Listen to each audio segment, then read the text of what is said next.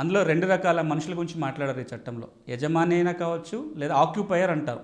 అంటే ఎవరి ఆధీనంలో ఇప్పుడు భూమి ఉంది, ఎవరైతే ఆ భూమిని వినియోగించుకుంటున్నారో వారైనా, యజమాని అయినా, ఎవరైనా సరే ఎవరి వినియోగంలో అయితే ఇప్పుడు ఆ భూమి ఉంటుందో వారి యజమాని అవునా కాదా అనే సంబంధం లేకుండానే కన్వర్షన్ చేయించుకోవాలి, ఈ నాలా ట్యాక్స్ కట్టాలి. నాలా ట్యాక్స్ కట్టకుండా ఆ భూమిని వ్యవసాయేతర అవసరాలకు వినియోగించుకోవడానికి వీలు లేదు. చాలా స్పష్టంగా పాత చట్టంలో ఉంది, కొత్త చట్టంలో ఉంది. యజమాని అయినా, ఆక్యుపైర్ అయినా సరే నాలా ట్యాక్స్ కట్టాలి.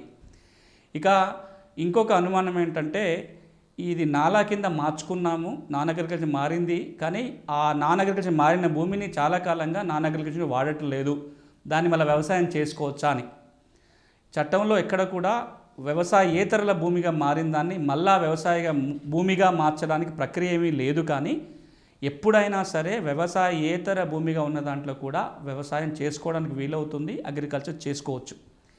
ఇక ఇంకొక అంశం ఏంటంటే, ఈ నాలాకి సంబంధించి నాలా మారిన తర్వాత ఇప్పుడు మాకు 4-5 ఎకరాల భూమి ఉంది, అందులో కొంత భూమిని మాత్రమే మేము వ్యవసాయేతర అవసరాలకు మార్చాలనుకుంటున్నాము. అలాంటి సందర్భంలో ఎంత మేరకు వినియోగించుకుంటే అంత భూమినే కన్వర్ట్ చేసుకోవాలా, లేదా మొత్తం భూమిని కూడా కన్వర్ట్ చేయాల్సిన అవసరం ఉంటుందా అని అడుగుతుంటారు.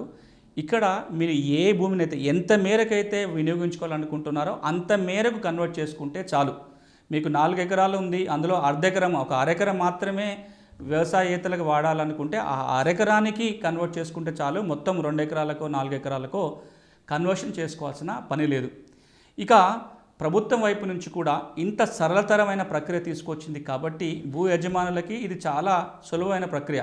ఇంతకుముందులాగా రోజుల తరబడి, నెలల తరబడి కార్యాలయాల చుట్టూ తిరగాల్సిన పని ఉండదు. నాలా ట్యాక్స్ ఎంతో అర్థం కాని సందర్భం ఉండేది, ఇప్పుడు ఆ సమస్య కూడా లేదు. వెబ్సైట్లోనే ఎంత ట్యాక్స్ కట్టాలో కనపడుతుంది. స్లాట్ బుక్ చేసుకుంటే కొన్ని నిమిషాల మీదనే వ్యవసాయ భూమి వ్యవసాయేతర భూమిగా మారిపోతుంది. దీనివల్ల ఒక భూమిని మంచి ఇంకా ఇతర అవసరాలకంటే వ్యవసాయంతో పాటు ఇతర అవసరాలకు మార్చుకోవాలనుకున్నప్పుడు, దాని మీద ఎక్కువ రాబడి తెచ్చుకోవాలనుకున్నప్పుడు కష్టం ఏమీ లేదు. కాబట్టి పెట్టుబడులు రావడానికి కానీ ఇట్లా అన్ని రకాల అవసరాల కోసం, ఆర్థిక వనరుల్ని పెంపొందించుకోవడం కోసం ఈ సవరణ ఏదైతుందో చాలా ఎక్కువగా ఉపయోగపడుతుంది. నా దగ్గర 1 ఎకరం భూమి ఉంది, దాన్ని లేఅవుట్ చేసి అమ్మాలి అనుకున్నప్పుడు ఆ నాన్ అగ్రికల్చర్ మార్చడానికి చాలా ఎక్కువ ప్రక్రియ వల్ల రైతులు నష్టపోయే సందర్భాలు కూడా ఉండేటివి. ఈ మేరకు దీన్ని మనం ఆహ్వానించాలి, అభినందించాలి. కానీ మరొక పక్కన ప్రభుత్వాలు ఎప్పుడు కూడా ఆహార భద్రతను కూడా దృష్టిలో పెట్టుకోవాలి. మనం ఇలా కన్వర్షన్కి పర్మిషన్ ఇస్తున్నప్పుడు విచ్చలవిడిగా ప్రతి వ్యవసాయ భూమి వ్యవసాయేతరంగా మారిపోయినట్లయితే ఫుడ్ సెక్యూరిటీకి ఇబ్బంది అవుతుంది, ఆహార పంటలకు ఇబ్బంది అవుతుంది. కాబట్టి ఈ కన్వర్షన్ చేసేటప్పుడు ఈ ఇబ్బంది కూడా తొలగిపోవాలి. విచ్చలవిడిగా అన్ని భూములు ఈ విధంగా మారకుండా ఒక చెక్ పెట్టాలి అంటే చట్టంలోనే కొన్ని నిబంధనలు పెట్టుకోవాలి.